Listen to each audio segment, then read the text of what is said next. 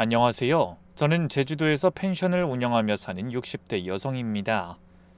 30년이란 긴 세월을 남편과 자식, 시어머니 뒷바라지만 하면서 살아왔어요.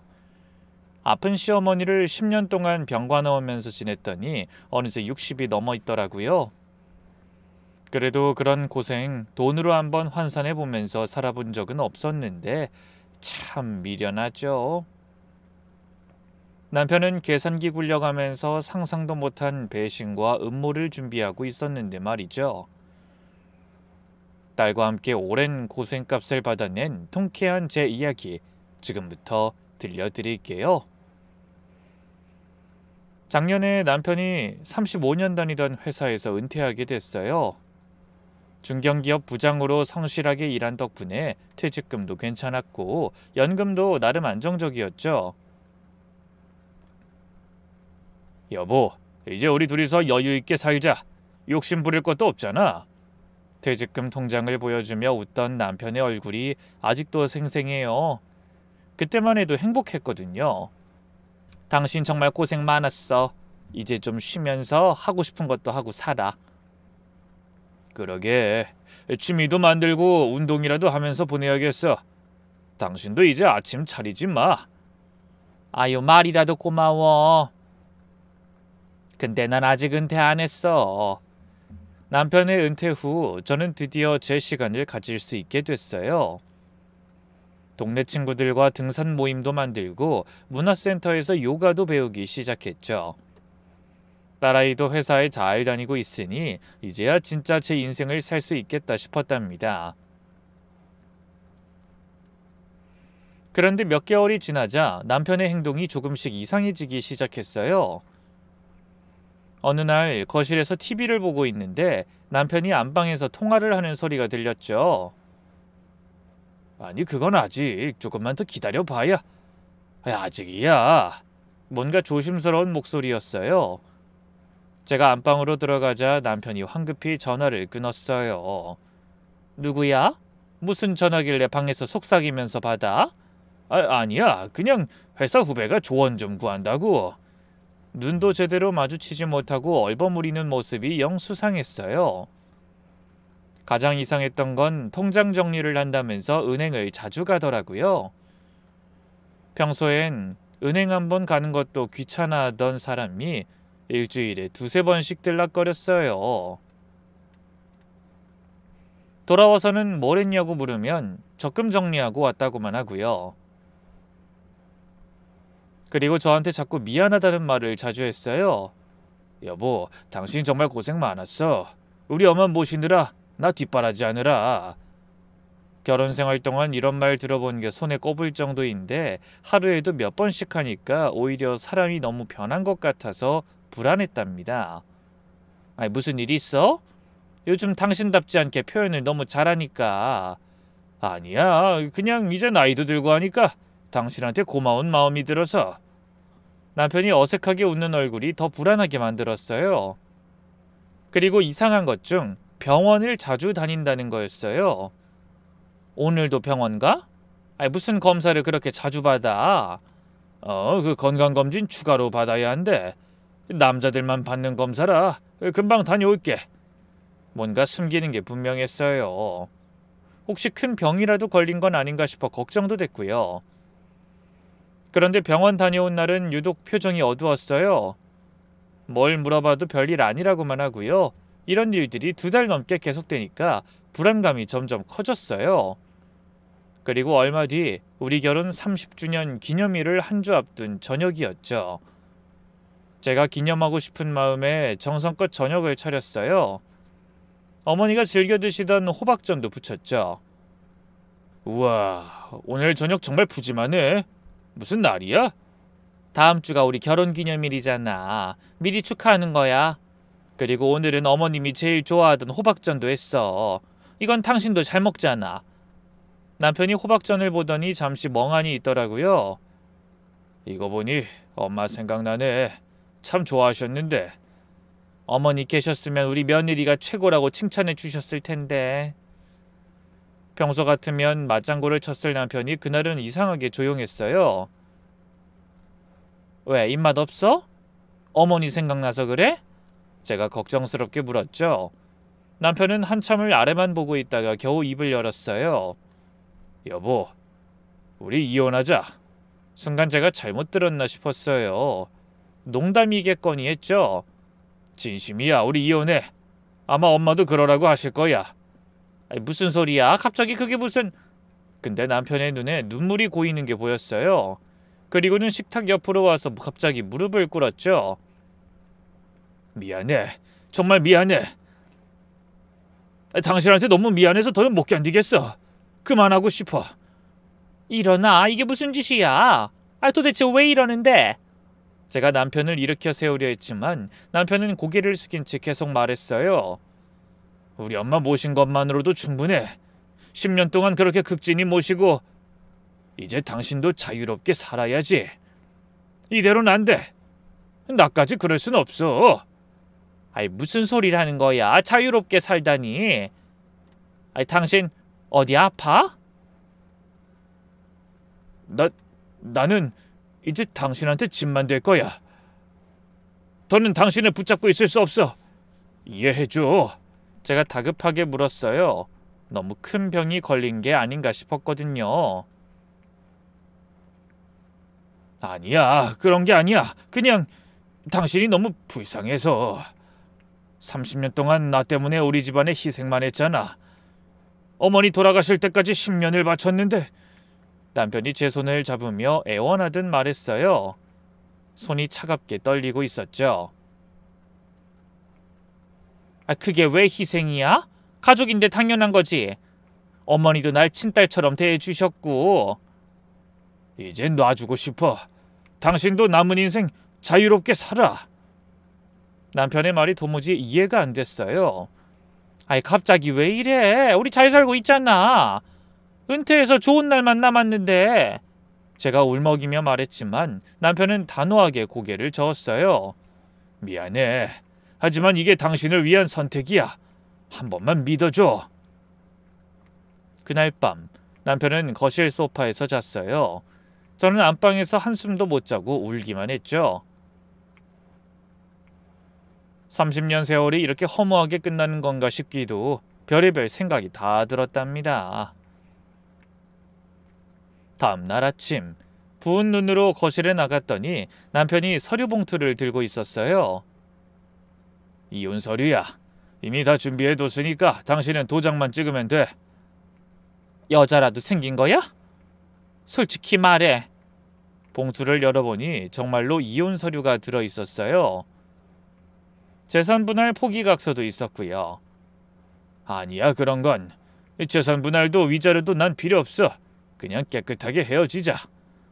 이 집은 당신이 가져. 난 연금만 있으면 그걸로 혼자 사는데 문제 없어. 이게 말이 돼? 30년 넘게 함께 살다가 이유도 모르고 하루아침에 이혼이라니? 제가 소리쳤지만 남편은 고개를 숙였어요. 이게 정말 나를 위한 일이라고? 어머니가 보면 뭐라고 할까? 정말 그러라고 할까? 시어머니 이야기가 나오자 남편의 표정이 잠시 흔들렸어요. 우리 엄마도 하늘에서 당신이 행복하길 바랄 거야. 당신 고생 그만 시키라고 했거든. 무슨 행복? 30년 같이 산 남편이 하루아침에 날 버리는데. 버리는 게 아니야. 당신한테 자유를 주는 거라고. 그런 자유 필요 없다니까. 남편은 한숨을 쉬며 힘겹게 말했어요. 제발 나를 위해서라도 그냥 도장 찍어줘. 더 미루면 당신한테 더 미안해질 것 같아.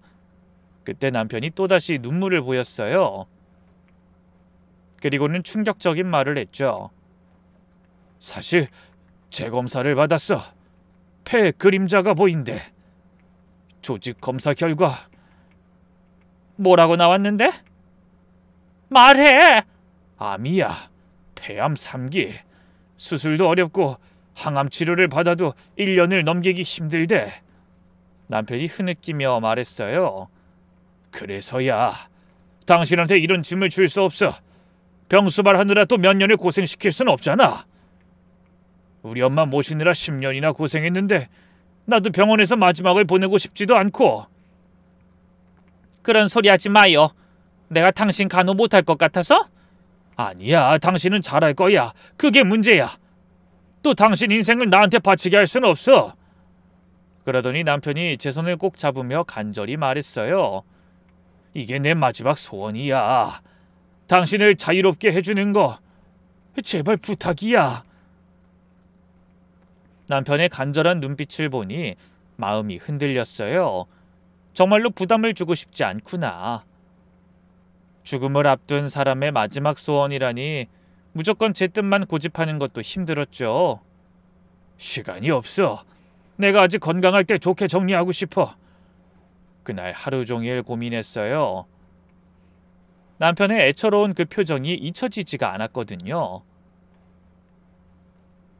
며칠 동안 남편은 계속해서 저를 애처로울 정도로 설득했어요. 여보, 내가 마지막으로 당신한테 해줄 수 있는 게 이것뿐이야. 치료만 받아보는 것도 안 돼? 좋아질 수도 있잖아.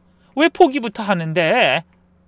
당신이 또 나 때문에 병원 전전하면서 고생하는 거 보기 싫다고. 남편의 말은 정말 진심인 것 같았어요. 병원에 같이 가요. 아픈 당신 두고 어떻게 이혼을 해? 이미 다 알아봤어. 항암 치료도 효과가 미미할 거래. 그냥 내가 하자는 대로 해줘. 그리고 갑자기 생각난 듯 조심스럽게 물었어요. 아주머님한테는 알렸어? 그래도 형제인데 알아야 하는 거 아니야? 아주버님 이야기가 나오자마자 남편의 표정이 순간 굳어졌어요. 아니, 형한텐 알리지 마. 분명히 말했어. 왜? 이런 일은 가족이 다 알아야 같이. 안 돼. 필요 없어. 남편이 갑자기 목소리를 높였다가 이내 한숨을 쉬며 말했어요. 형이랑은 엄마 돌아가시고 난 뒤로 연락 안 해. 알잖아, 재산 문제로 크게 싸운 거. 난 솔직히 당신이 엄마한테 어떻게 했는지 알면서 그런 게 이해가 안 돼. 아이, 코빼기도 안 비춘 인간들이 마지막 재산을 멋대로 정리하는 법이 어딨어? 우리를 우습게 한 거지. 아이, 그래도 형제끼리 풀어야지. 계속 그렇게 안 보고 살 순 없잖아. 명절에도 제사에도 못 가고. 형은 나한테 관심 없어. 그때 자기가 앞으로 남남처럼 지내자고 했잖아. 저는 안타까운 마음이 들었어요. 아니, 다른 것도 아니고 돈 때문에 연까지 끊는 게 말이죠. 아이, 그래도 소식은 들어? 요즘 형님도 연락이 없고 잘 지내는지 모르겠네. 몰라, 관심 없어. 잘 지내겠지. 어쨌든 형한텐 절대 알리지 마. 괜한 동정받고 싶지 않아. 그때는 그게 자존심 때문인 줄만 알았어요. 형제끼리 재산 갈등으로 사이가 틀어진 게 남편도 마음 아픈 모양이라고만 생각했죠. 그렇게 일주일이 지났고 남편의 간절한 부탁과 눈물에 저도 점점 마음이 약해졌어요. 깊은 고민 끝에 결심했죠. 남편의 마지막 소원이라면 아픈 사람 마음이라도 편하게 해주기로요. 그날 저녁 딸에게 연락을 못해서 마음에 걸렸는데 마침 집에 왔더라고요. 엄마, 무슨 일 있어? 잠 한숨도 못 잔 얼굴인데? 왜? 아빠랑 싸웠어? 아니야, 싸우긴 별일 없어. 하지만 딸 앞에서는 숨길 수가 없었어요. 엄마 울었지? 무슨 일인지 말해봐. 목소리에 다 티나. 딸의 따뜻하면서도 걱정 어린 목소리에 갑자기 눈물이 났어요. 실은 아빠가 폐암이래. 딸도 그 이야기를 듣더니 깜짝 놀랐어요. 뭐? 폐암? 많이 안 좋은 거야? 3기라는데 최근에 알았대. 그래서 아빠가 이혼하자고 해. 나한테 병수발 시키기 싫다고. 제가 그동안 있었던 일을 설명했어요. 남편이 얼마나 간절하게 부탁했는지도요. 나도 생각해봤는데 아빠가 저렇게 부탁하니 이혼해줘야 하나 싶기도 해. 엄마 보고 자유롭게 살라면서 다 나를 위해서라는데 엄마는 정말 모르겠어. 그런데 딸이 이상한 표정을 지었어요. 엄마, 정말 그렇게 할 거야? 괜히 하는 말 아닐까? 엄마한테 미안하니까. 엄마도 처음엔 그랬는데 아빠 마지막 소원이라고까지 하는데 들어줘야 하지 않을까? 엄마만 보면 아빠가 이혼해달라고 사정하는데 그냥 하는 말은 아닌 것 같아. 그날 밤 저는 거의 마음을 정했어요. 내일 아침에 도장을 찍어주기로요. 다음 날 아침 일찍 일어나서 마음을 다잡고 남편을 불렀어요. 오늘 이혼 서류에 도장을 찍고 남편 소원대로 자유롭게 해주기로요. 여보, 나 결심했어. 그래, 당신 뜻대로 할게요. 그게 당신 마음 편하다면. 그 말에 남편의 얼굴이 환해졌죠. 그걸 보니 정말 이혼을 원했던 것 같더라고요. 정말? 정말 해주는 거야? 당신이 그렇게 원한다면 마지막 소원이라면서요. 남편이 제 손을 잡았어요. 고마워. 정말 고마워. 당신도 나도 우리 서로에게 좋은 일일 것 같아. 서류 가져와요. 맘 바뀌기 전에. 지금 도장 찍을게. 남편이 급하게 서류를 가지러 갔어요. 저는 도장을 찾으러 안방으로 들어갔죠. 바로 그때였어요. 핸드폰이 울렸어요. 아침부터 연락이 올 리가 없는데 딸이더라고요. 딸은 제가 받자마자 말을 꺼내기도 전에 다급히 소리부터 치더라고요.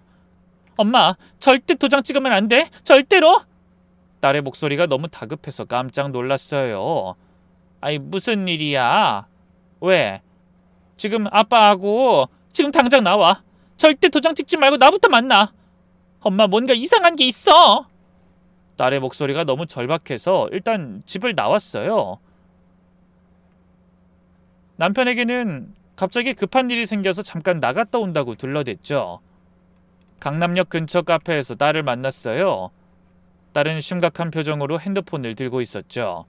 엄마, 일단 진정하고 들어. 아무래도 이상한 게 하나 있어서. 이것부터 봐. 아이, 뭔데 그래. 딸이 핸드폰을 제 쪽으로 돌려주더라고요. 화면에는 시아주버니의 딸 시조카의 인스타그램이 떠 있었어요. 짧은 영상을 보니 강남 도곡동 고급 아파트에 이사 왔다는 소식이더라고요. 화면에 나온 아파트를 보고 눈을 의심했어요. 그야말로 초호화 아파트였거든요. 근데 엄마, 이 아파트 알아봤더니 시세가 30억이 넘어. 뭐? 30억? 응, 그것도 자가라는데 2년 전에 샀대. 2년 전이면... 머리가 멍해졌어요. 시어머니가 돌아가시고 우리는 500만 원밖에 못 받았는데 어떻게 이렇게 큰 돈이 갑자기 생겨서 이런 곳으로 이사를 했을까 싶었어요. 복권 당첨이라도 된 게 아니면 비슷한 형편이라 꿈도 못 꿀 집이었거든요. 그걸 보면서 딸도 저와 같은 생각을 하는 것 같았죠. 너무 이상하지 않아? 큰아빠한테 그런 돈이 어디 있었을까? 그러게, 네 아빠랑 비슷하게 중소기업 과장으로 은퇴했는데 이만한 돈은 없지. 엄마, 혹시 할머니 유산이 얼마였어? 유산 정리하고 나누니까 500만 원밖에 없다고 하더라고. 딸이 어이없다는 표정을 지었어요. 엄마가 10년이나 할머니를 모셨는데 겨우 500만 원? 병원비도 우리가 거의 다 냈잖아. 평생 장사만 한 분이니 그렇게 큰 재산은 없을 거라고 생각했지. 기부도 많이 했다고. 그리고 그것 때문에 네 아빠가 큰아빠랑 인연을 끊을 정도로 싸워서 나도 그냥 넘어갔어. 할머니 반찬 가게가 전국에서 찾을 정도였는데 정말 그것밖에 없었을까? 그 말을 듣고 보니 정말 이상했어요. 시어머니는 새벽부터 밤늦게까지 정말 악착같이 돈만 모으면서 열심히 일하셨거든요. 오로지 자식들 잘 살게 해주겠다는 일념 하나로요. 딸이 걱정스럽게 말했어요. 그때까지만 해도 실마리가 풀릴 것 같지 않았어요. 엄마, 뭔가 더 알아봐야 할 것 같아. 오늘은 여기까지만 하고 엄마도 집에 가서 좀 더 생각해봐. 딸과 헤어지고 찜찜한 마음을 안고 집으로 가고 있었죠. 그때 문득 시어머니가 돌아가시기 전에 하신 말씀이 떠올랐어요. 얘야, 내가 죽고 나면 꼭 너한테 주고 싶은 게 있다. 너한테 내가 특별히 주고 갈 거야. 저희 엄마 대신해서 어머니가 계셔서 얼마나 좋은데요. 아무것도 안 주셔도 돼요. 아, 하나 있다. 어머님 김치하고 장아찌 그건 꼭 주고 가세요. 온갖 생각에 잠겨있다 집에 도착했는데 아무도 없는지 집이 조용했어요. 현관을 둘러보니 남편의 구두도 없었죠. 밖에 나간 모양이었어요. 문득 옷을 걸다가 번개처럼 스친 생각이 있었죠. 아침에 서재문이 열려있던 게 생각났어요. 조심스럽게 서재로 들어갔죠. 책상 위는 어수선했고 여러 서류들이 흩어져 있더라고요. 책상 서랍을 열어보니 여러 서류가 있었어요. 그 중에서 병원 로고가 찍힌 봉투가 눈에 들어왔어요. 떨리는 손으로 검진 결과지를 꺼냈어요. 검진 날짜는 불과 일주일 전이었어요. 그리고 결과는 충격적이었습니다. 종이 안에는 하나같이 정상, 양호라고 적혀 있었죠. 흉부 엑스레이 정상, 폐기능 검사 정상, 종양 표지자 검사 정상 범위. 눈앞이 캄캄했어요. 30년을 함께 산 남편이 나를 속이고 있었다니 배신감이 몰려왔죠. 암이라는 거짓말까지 하면서 도대체 뭘 숨기려고 이러는 건지 감이 안 잡히더라고요. 그것도 죽음을 빌미로 이혼까지 하려는 못된 속셈을 알 수가 없었어요. 그리고 얼마 안가 남편의 거짓말은 제대로 꼬리를 밟혔어요.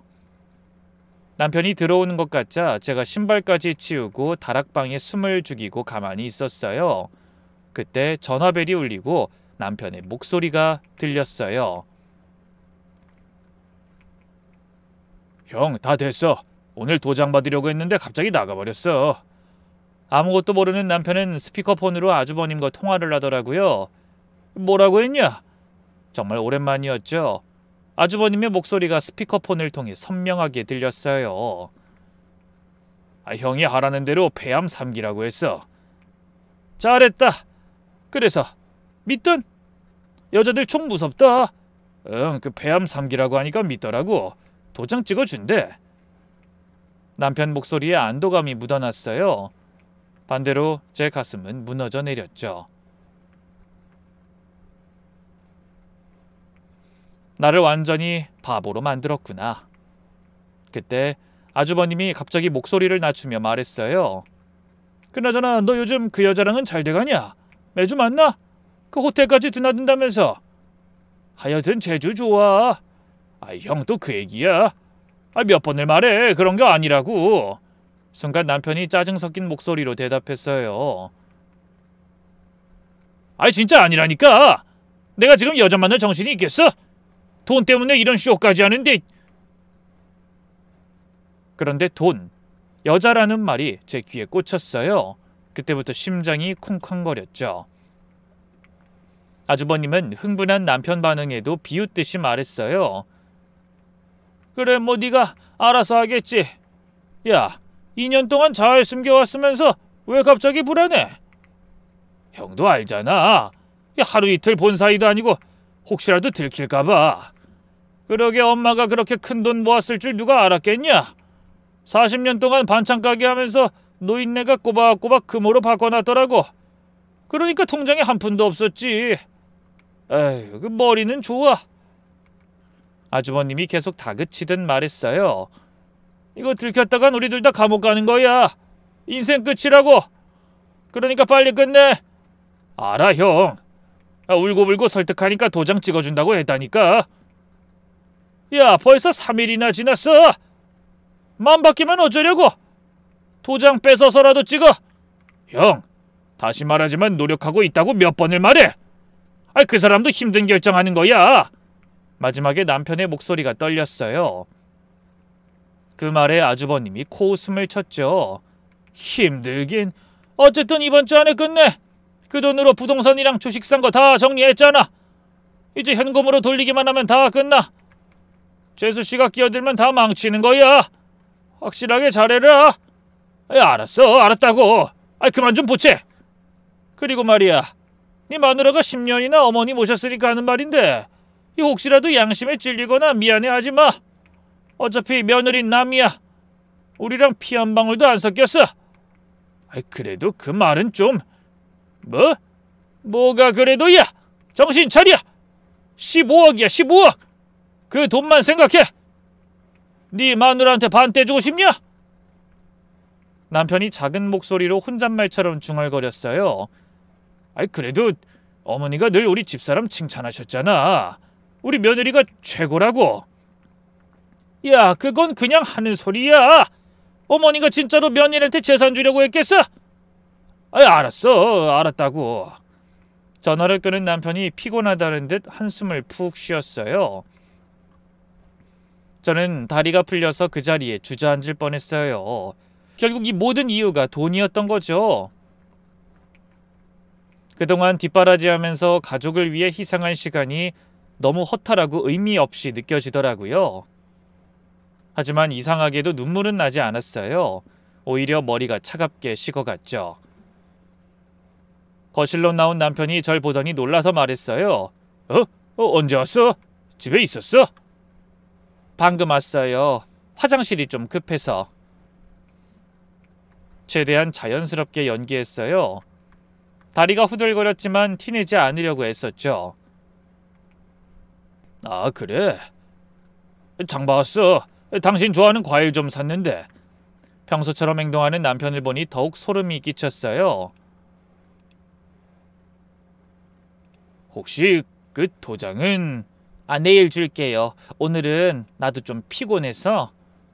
남편의 얼굴에 실망감이 스쳤지만 이내 억지로 웃으며 말했어요. 저는 그날 한숨도 못 잤어요. 30년간의 배신, 시어머니의 재산, 그리고 여자까지 생각하니 제가 알고 있던 남편을 빨리 지워버려야 하겠더라고요. 제대로 이 인간을 볼 때였죠.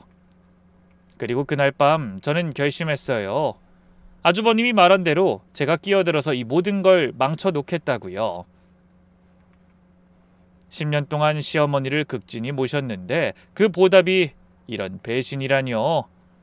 더 이상 이 문제를 혼자서 감당할 수 없다고 판단했어요. 전문가의 도움이 필요했고 무엇보다 믿을 수 있는 내 편도 필요했죠. 늦은 새벽인 걸 알았지만 결심이 서자마자 곧장 딸에게 메시지를 남겼어요. 엄마야, 지금 당장 만나야 할 것 같아. 네 아빠가 날 속이고 있어. 엄마, 무슨 일이야? 이 새벽에 어디서 만날까? 24시 카페에서 봐. 그렇게 24시 카페에서 딸을 만났어요. 잠옷 위에 대충 코트만 걸친 딸이 헐레벌떡 뛰어왔죠. 엄마, 얼굴이 왜 그래? 밤새운 거야? 무슨 일인데? 들어봐. 어제 집에서 아빠가 큰아버지랑 통화하는 걸 다 들었어. 저는 어제 있었던 일을 처음부터 끝까지 자세히 설명했어요. 건강검진 결과를 발견한 것부터 스피커폰 통화 내용까지 다 털어놨죠.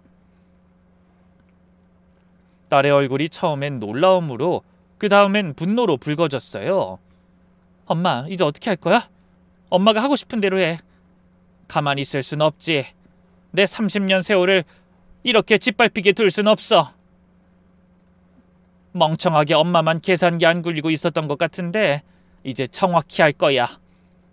근데 15억? 할머니 재산이 15억이었다고? 그렇게 많으면서...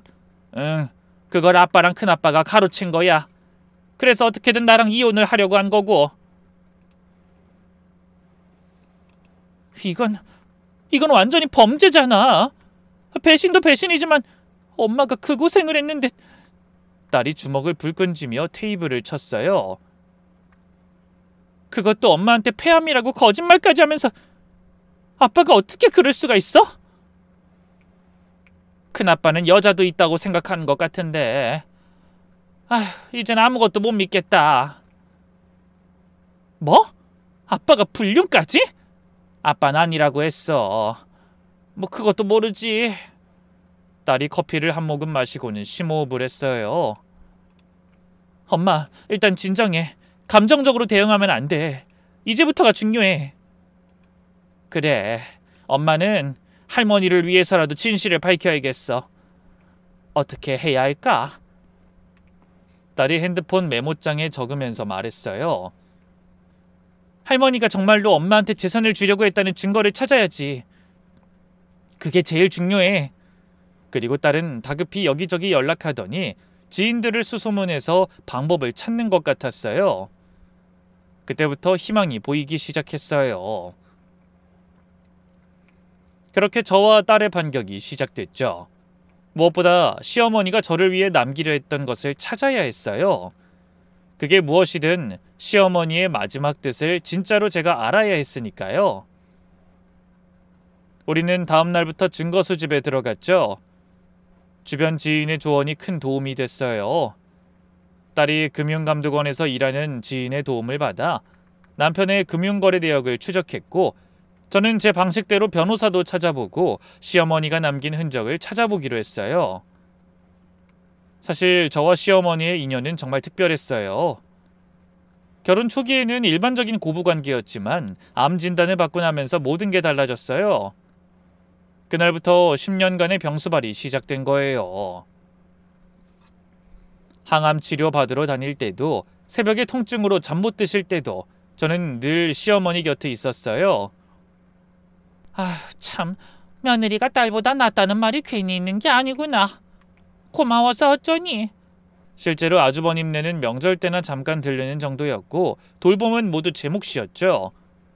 특히 기억나는 게 있어요. 시어머니가 항암 치료로 머리카락이 다 빠졌을 때였어요. 어머니, 제가 스카프 사왔어요. 이거 두르시면 더 예쁘실 거예요. 아이고, 이 늙은이한테 이런 걸 다.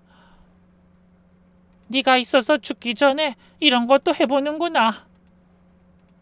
그날 이후로 어머니는 저를 사람들에게 딸이라고 소개하기 시작하셨어요.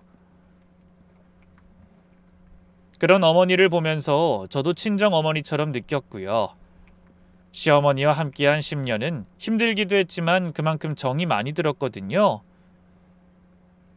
어머니와의 추억에 젖어 있다 딸의 질문에 정신이 들었어요. 엄마, 할머니가 뭔가 남기신 거 없을까? 그날 오후, 시어머니가 반찬 가게를 운영했던 재래시장으로 갔어요. 일단 할머니가 정말로 금을 샀는지부터 확인하는 게 먼저야. 가서 물어보자. 시장 입구에서부터 상인들에게 물어물어 찾아갔어요. 혹시 김순자 할머니 아세요? 반찬 가게 하셨던. 순자씨 어떻게 있겠어요? 그 사람 손만 못 잇는 사람이 아직도 많아. 한 할머니가 반갑게 대답해 주셨어요. 금은방 위치까지도 알려주셨죠. 금은방을 찾아가니 70대 할머니가 앉아 계셨어요. 저와 딸 소개를 하자 금은방 사장님의 얼굴이 바로 환해졌어요. 아이고, 반가워요. 순자씨가 항상 며느리 자랑 많이 했죠. 자기 딸이라고 하면서. 그 말에 갑자기 눈물이 핑 돌았지만 참았어요. 사장님, 어머니가 여기서 금을 많이 사셨나요? 많이 사셨죠. 한 달에 한두 번은 꼭 오셔서 조금씩 사가셨어요. 잠시만요. 그리고 사장님은 낡은 장부를 하나 꺼내오셨어요. 제가 장사한 지 45년인데 처음부터 끝까지 다 기록이 있어요. 금거래는 정확히 해야 하거든요. 낡은 장부를 펼치시더니 한 장 한 장 넘기셨어요. 여기 있네요. 김순자. 1983년부터 시작이네요. 장부를 보니 정말 놀라웠어요. 매달 꾸준히 금을 사신 기록이 빼곡히 적혀 있었죠. 처음엔 한 돈, 두 돈씩 사시다가 나중엔 5돈, 10돈씩 사셨네요. 딸이 조심스럽게 물었어요. 그동안 할머니가 사간 걸 전부 합치면 얼마나 될까요? 사장님이 계산기를 두드리기 시작했어요. 5분쯤 계산하시더니 고개를 들었어요.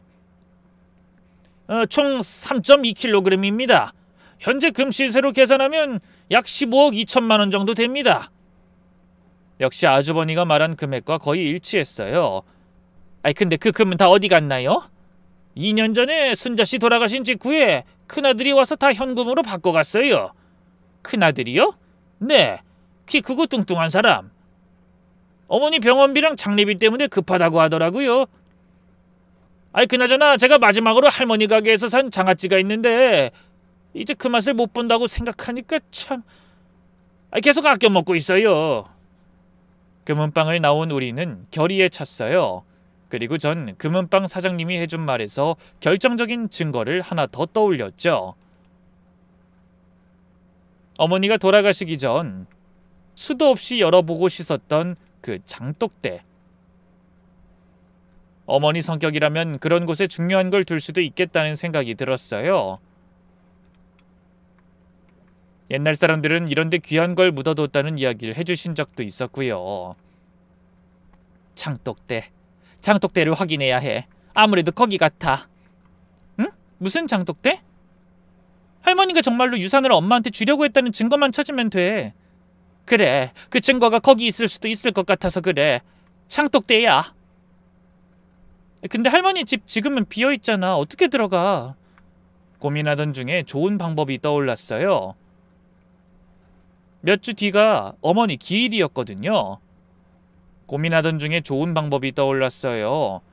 몇 주 뒤가 어머니 기일이었거든요. 아빠한테 마지막으로 그 집에 가보고 싶다고 하면 돼. 이혼 전이기도 하니까. 아, 좋은 생각이야. 아빠가 지금 엄마 말이라면 다 들어줄 거야. 그리고 전 다음 날 남편 연기에 버금갈 만한 연기를 시작했어요. 여보, 곧 어머니 기일인 거 알아요? 어머니 생각 많이 나네. 맞네. 이쯤인 것 같기는 했는데 벌써 그렇구나. 이혼하기 전에 마지막으로 어머니 집에 가보고 싶어요. 나한테 친엄마나 다름없었는데.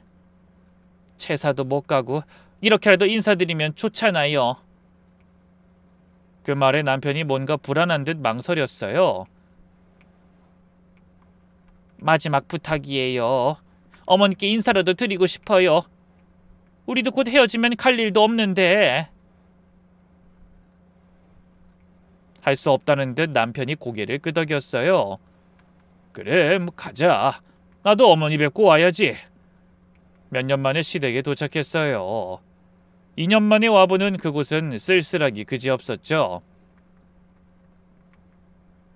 여보, 난 안에서 어머니 방 좀 둘러볼게요. 당신은 마당 좀 쓸어줘요. 너무 지저분하네.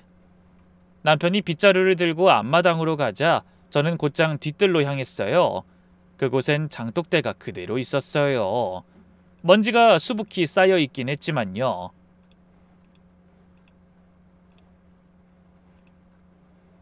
떨리는 마음으로 하나하나 뚜껑을 열어봤어요. 대부분은 비어있거나 곰팡이가 피어있었죠. 그리고 구석진 곳에 있는 작은 항아리 하나가 눈에 띄었어요. 다른 것들과 달리 뚜껑에 무거운 돌까지 올려져 있어서 더 단단히 닫혀 있었죠. 떨리는 손으로 뚜껑을 열었어요. 안에는 비닐에 몇 겹이나 쌓인 봉투가 들어있었어요. 조심스럽게 봉투를 꺼내 열어봤죠. 그런데 저도 모르게 눈물부터 났어요. 어머나, 어머니. 첫 번째로 나온 게 다름 아닌 시어머니의 자필 편지였거든요. 사랑하는 며느리에게 10년 동안 나를 지극정성으로 모셔준 것 죽어서도 잊지 못할 거야. 자식도 못할 일을 네가 해줬어. 내가 40년 동안 모은 금이 있다. 총 3kg이 넘는다. 절반은 꼭 네가 가져야 한다. 이건 내 유언이다. 아들들이 욕심낼 것 같아 공증도 받아뒀다. 여기 함께 넣어둔다. 사랑한다. 내 딸아. 어머니 김순자. 봉투 안에는 정말로 공증받은 유언장이 있었어요. 공증사무소 도장이 선명하게 찍혀 있었죠. 날짜를 보니 시어머니가 돌아가시기 한 달 전이었어요. 감사해요, 어머니. 정말 감사합니다. 그리고 그 아래는 고무줄로 꽁꽁 묶어둔 작은 녹음기도 있었어요. 녹음기의 전원 버튼을 눌렀어요. 놀랍게도 아직 배터리가 남아있었죠. 칙 하는 소리와 함께 시어머니의 목소리가 흘러나왔어요. 얼마나 조마조마하던지 소리를 최대한 낮추고 귀를 갖다 대고 들었습니다. 내가 이걸 녹음하는 날이 2022년 5월 10일이다. 아마 내가 곧 세상을 떠날 것 같구나. 어머니 목소린 많이 쇠약해 있었지만 하고 싶은 이야긴 또렷했어요. 10년 동안 나를 모신 것, 그 은혜를 어떻게 갚겠니? 돈으로 갚을 수 있는 게 아니지만 그래도 이게 내 마음이다. 내 아들들이 만약 내 것을 빼앗으려 하면 이걸 꼭 사용해라. 법적으로 싸워서라도 네 권리를 찾아. 정말 고맙다. 네 덕에 편히 눈 감을 수 있겠구나. 저는 그 자리에 주저앉아 한참을 울었어요. 어머니가 절 위해서 이런 것까지 준비해 두셨다니. 정작 남편도 못해준 일을 어머니가 다 해주고 있었다는 게 느껴져 하염없이 눈물이 흘렀어요. 여보, 어딨어? 이제 가자. 남편의 목소리에 정신을 차렸어요. 급히 봉투를 품에 넣고 일어났죠. 거기 뭐 있어? 아니요, 다 비어있네요. 여기도 치울 게 많네요. 최대한 태어난 척했지만 가슴이 미친 듯이 뛰었어요. 집으로 돌아오는 게 남편은 계속 뭔가 불안한 듯 저를 살폈어요. 묘하게 남편 목소리에는 의심이 가득했죠. 아이, 거기 뭐 있었어? 당신 표정이 좀 이상한데. 네? 아이, 왜요? 아무것도 아니야. 그냥 어머니 생각이 나서 눈물이 나네. 그날 밤 전 손을 벌벌 떨면서 챙겨온 것을 딸에게 보여줬어요. 딸은 그 유언장을 보자마자 눈이 반짝였어요. 엄마 대박이야. 이거면 충분해. 우리 이길 수 있어. 정말? 아유, 다행이다. 당연하지. 공증받은 유언장의 육성 녹음까지. 이제 변호사 만나러 가자. 다 할머니 덕분이야. 이렇게까지 해놓으셨을 줄은 몰랐어. 다음 날 딸이 소개해준 변호사를 만났어요. 50대 초반의 여성 변호사님이었는데 가정법 전문으로 유명한 분이었죠. 카리스마가 느껴지는 외모에서 경험이 많다는 게 느껴지더라고요. 안녕하세요. 따님께 대략 들었습니다만. 우리는 처음부터 끝까지 모든 상황을 설명했어요. 그동안 모은 증거들도 하나씩 보여드렸죠. 변호사님의 표정이 점점 진지해졌어요. 예상했던 대로네요. 그래도 걱정하지 마세요. 무단으로 처분한 건 문제가 됩니다. 상속 재산을 임의로 처분한 거니까요. 요즘 이런 문제들이 꽤 많이 생기긴 해요. 변호사님, 그럼 이제부터 어떻게 해야 할까요? 변호사님이 서류를 정리하며 말씀하셨어요. 이런 사건을 몇 번 다뤄봐서인지 흔들림 없는 표정으로 작전을 설명했죠. 일단 증거 모아두신 게 훌륭해요. 특히 공증받은 유언장이 있다는 게 결정적이에요. 이 정도 증거면 충분히 승소할 수 있습니다. 그런데요? 다만 상대방이 이미 재산을 처분했을 가능성이 있어요. 그래서 더 빨리 움직여야 합니다. 변호사님이 계획을 설명해 주셨어요. 자신 있다는 표정으로 씩 웃었어요. 첫째, 남편분과 시아주버니의 재산에 즉시 가처분 신청을 하겠습니다. 더 이상 재산을 못 빼돌리게요. 둘째, 형사고발도 동시에 진행합니다. 유산횡령, 배임, 사문서 위조 등 여러 혐의가 적용될 수 있어요. 셋째, 이혼 소송과 재산 분할 소송도 함께 진행합니다. 이렇게 진행될 거예요. 긴 싸움이죠. 그 말에 딸이 물었어요. 근데 아빠가 만나는 여자가 있는 건요? 그것도 확인해 볼 필요가 있을 것 같아요. 맞아요. 그것도 중요해요. 혹시 재산을 빼돌리려는 정황일 수도 있으니까요. 그리고 변호사님이 명함을 하나 주셨어요. 연이 있는 사설 탐정이라고 하더라고요. 그렇게 남편 뒷조사까지 진행하게 됐어요. 며칠 뒤 남편은 아침부터 뭔가 신경 쓰이는 듯 계속 시계를 봤어요. 여보, 나 오늘 어디 좀 나갔다 올게. 어디 가는데요? 몸도 안 좋은 사람이. 그냥 병원에 가봐야 해서. 자꾸 오라고 연락이 오네. 또 거짓말이었죠. 이젠 숨도 안 쉬고 거짓말을 하더라고요. 남편이 나가고 30분 후 사설 탐정에게서 연락이 왔어요. 지금 남편분이 강남 W 호텔로 향하고 있습니다. 출발하셔야 할 것 같아요. 알겠습니다. 저희도 바로 갈게요. 딸과 함께 조심스럽게 호텔로 갔어요. 탐정은 로비에서 우리를 기다리고 있었죠. 지금 2층 카페에 있습니다. 누군가를 기다리는 것 같은데. 그런데 놀랍게도 남편이 만난 사람은 여자가 아니었어요. 50대 정도로 보이는 남자였죠. 두 사람은 뭔가 서류를 펼쳐놓고 진지하게 대화를 나누고 있었어요. 탐정이 망원 렌즈로 사진을 찍으면서 그 남자 얼굴을 자세히 남겨놓더라고요.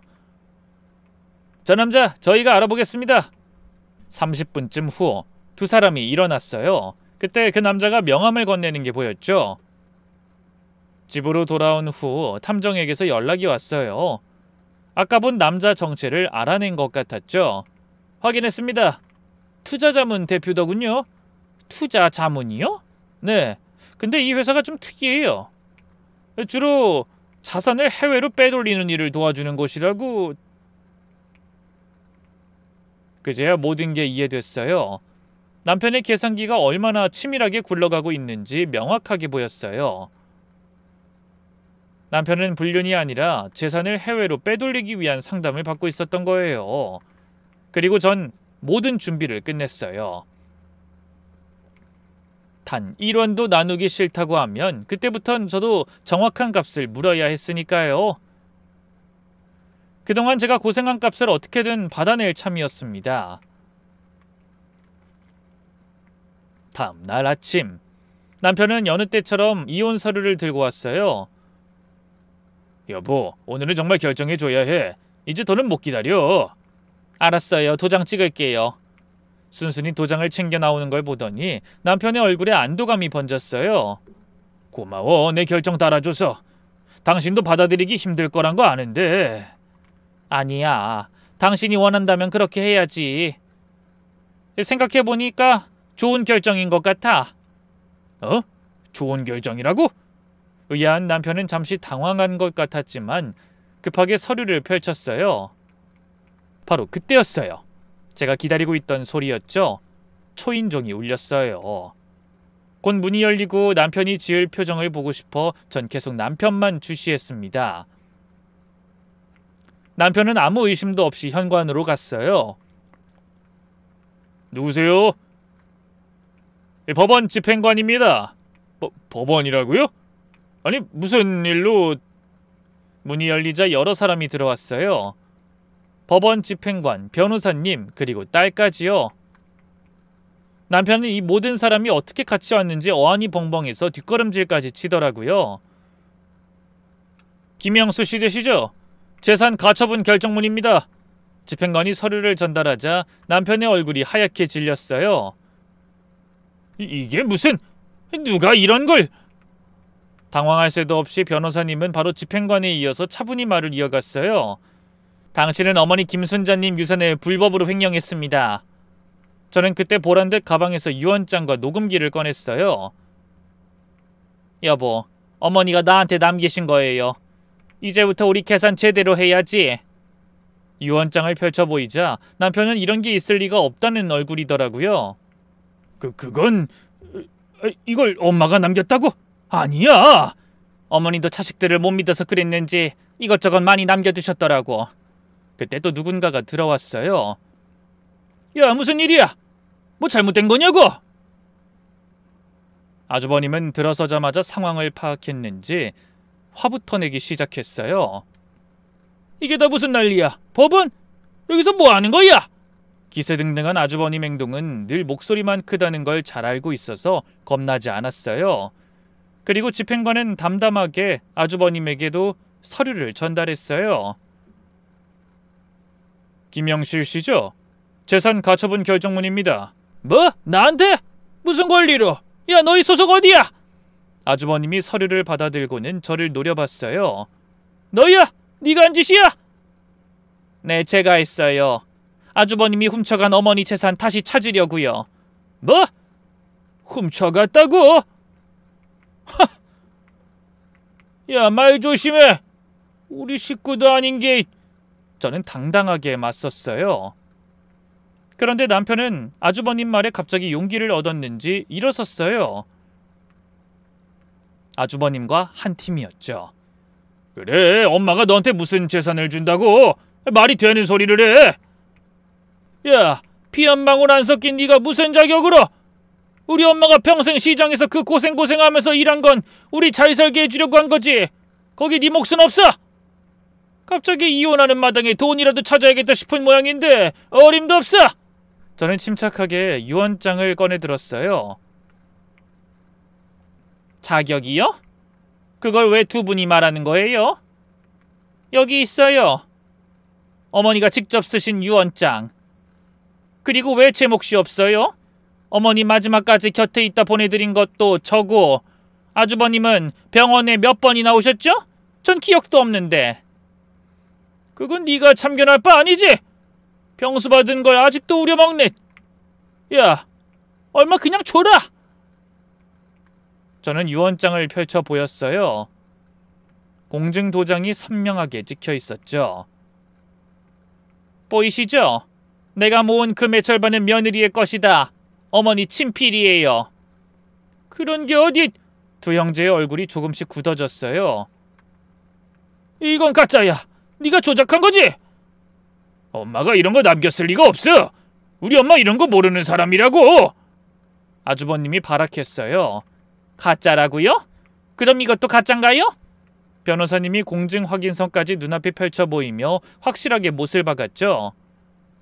2022년 5월 15일 공증사무소에서 정식으로 공증받은 문서입니다. 조작이 불가능하죠. 이번엔 녹음기를 꺼냈어요. 그리고 이건 어머니 목소리예요. 들어보실래요? 재생 버튼을 누르자 어머니의 목소리가 거실에 울려 퍼졌어요. 내가 모은 금은 다 너를 위한 거야. 10년 동안 나를 모신 것, 그 은혜를 어떻게 갚겠니? 시아주버니의 얼굴이 파랗게 질렸어요. 남편이 다급하게 눈치를 보며 말했죠. 그래도 어머니가 정신이 온전하지 않을 때 한 것 같은데. 정신이 온전하지 않았다고요? 금은방 사장님도 증언해 주시겠다고 하던데 끝까지 가볼까?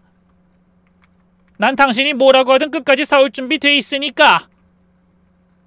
제가 한 걸음 가까이 다가섰어요. 30년 동안 저는 가족이라고 생각했어요. 시어머니를 친정어머니처럼, 아주버님도 한 식구였고요. 하지만 당신들에게 전 그저 피 한 방울 안 섞인 남이었었더라고요. 유일하게 어머님만이 그걸 알고 이렇게 절 지켜주셨던 거예요. 당신 자식들이 어떤 사람들인지 다 아니까요. 남편이 변명하려 했어요. 그건 형이 한 말이고 난 그런 적 없어. 스피커폰으로 다 들었어요. 두 사람 한 말이요. 그래서 암 걸렸단 거짓말까지 짜냈잖아요. 근데 좀 더 치밀하게 준비하지 그랬어요. 정상이라고 뜬 서류가 떡하니 서재에 있었는데 너무 허점이 많았어요. 두 형제가 서로를 쳐다봤어요. 그리고 매주 목요일 W호텔에서 투자자문회사 대표 만나서 재산을 해외로 빼돌리려고 했죠. 어떻게 그것까지 다 알아? 내 뒷조사라도 한 거야? 내가 그런 거짓말에 쉽게 속으니 바보인 줄 알았겠지. 30년을 속고 살았지만 이젠 아니야. 아주버님이 소리를 치며 절규했어요. 이게 다 네 짓이라고? 너 우리 집안일에 왜 끼어들어? 우리 엄마야, 우리 엄마! 집안일이요? 그건 저도 할 말 많죠. 10년간 시어머니 똥오줌 받아내고 항암 치료시키고 새벽마다 통증에 우시면 안아드렸어요. 그때 어디 계셨죠? 명절 때 잠깐 와서 인사만 하고 가셨죠? 병원비는 얼마나 내셨고요? 근데 돌아가시자마자 재산은 다 가져가셨네요? 심지어 제목까지? 저 당신네 집안일 뼈 빠지게 다 했어요. 남편이 드디어 무릎을 꿇었어요. 미안해. 정말 미안해. 나는 당신에게 아무것도 안 줄 생각은 아니었어. 웃기지도 않네. 이제야 미안하다고요? 형 때문에. 형이 시켜서 어쩔 수 없이. 야, 너도 한다고 했잖아. 두 형제가 서로 책임을 떠넘기기 시작했어요. 형이 먼저 제안했잖아. 나눠 가지면 아깝다고. 다 형 때문이야. 너도 좋다고 했어. 뭐든 하겠다면서. 저는 한심한 두 인간들을 보며 차갑게 말했어요. 보기 좋네요. 15억 앞에서는 형제도 없나 봐요. 어머니가 하늘에서 이 꼴 보시면 참. 이제부터 모든 건 법이 판단할 거예요. 그리고 어머니의 뜻도 따를 거라고요. 안 돼, 여보. 한 번만 다시 생각해주라. 이 모든 상황을 변호사님이 마무리했어요. 형사고발도 진행됩니다. 횡령, 배임, 사문서 위조, 그리고 재산 해외 도피 시도까지. 6개월 후 모든 재판이 끝났어요. 법원은 시어머니의 유언장을 인정했고 저는 정당한 권리를 모두 찾을 수 있었네요. 판결에 따라 저는 시어머니 유산 상속, 지연 이자와 손해배상, 이혼 재산 분할까지 해서 총 23억 원을 받을 수 있었습니다. 남편과 시아주버니는 재산 대부분을 잃었어요. 특히 시아주버니는 30억짜리 아파트를 팔아야 했고 형사처벌까지 받게 됐죠. 판결문을 받던 날 남편이 법원 밖에서 저를 기다리고 있었어요. 잠깐만 얘기 좀 하자. 할 말 없어. 제발 5분만, 아니 3분만 들어줘. 남편의 얼굴은 반년 사이 10년은 늙어 보였어요. 수염도 제대로 깎지 않고 옷도 구겨져 있었죠. 정말 미안했어. 내가 어떻게 그럴 수 있었는지. 갑자기 욕심에 눈이 멀어서. 제가 돌아서려 하자 남편이 갑자기 무릎을 꿇었어요. 법원 앞 사람들이 다 쳐다봤지만 개의치 않는 듯 했죠. 여보, 제발 용서해줘. 내가 미쳤었어. 형이 꼬드겼어. 내가 정신 차렸어야 했는데. 일어나. 창피하게 무슨 짓이야. 창피한 게 뭐가 대수야. 당신 없으면 나 못 살아. 우리 그전까지 정말 좋았잖아. 남편이 제 손을 잡으려 했지만 부리쳤어요. 이제 알겠어? 그 돈 때문에 당신은 다 잃은 거라고. 매일 후회해. 아침에 눈 뜨면 당신이 차려주던 아침상이 생각나고 저녁엔 같이 앉아서. 평범했던 일상을 떠올리던 남편의 눈에서 눈물이 주르륵 흘렀어요. 형이랑도 싸웠어. 서로 네 탓이라고 하다가 주먹 다짐까지 하고. 진짜 남보다 못한 사이가 됐어. 이제 정말 연 끊었다고. 이제 형 같은 사람 없으니까 정말 잘할 수 있어. 자업자득이지. 근데 30년이야. 한 번만, 딱 한 번만 기회를 줘. 뭐든 할게. 당신이 시키는 대로 다 할게. 늦었어. 이런다고 내가 뭐 불쌍하게 생각할 것 같아? 쇼하지 마. 제발 아니야. 내가 어머니 유산 욕심냈던 거 평생 갚으며 살게. 하지만 저는 마음이 움직이지 않았어요. 남편은 바닥에 이마를 대고 절을 했어요. 한 번만, 진짜 마지막으로 한 번만. 이제 당신밖에 없어. 그 말도 거짓말이겠지. 암 걸렸단 거짓말도 아무렇지 않게 하면서. 난 이제 당신 입에서 나오는 말 못 믿어. 제가 차갑게 말하자 남편이 더 처절하게 매달렸어요. 이번엔 진짜야. 맹세해. 월세방에서 혼자 사는데 형이랑도 못 만나고 아무도 없어. 그게 당신이 선택한 길이야. 몰랐어? 돌아서서 걸어가는데 뒤에서 남편의 울부짖는 소리가 들렸어요.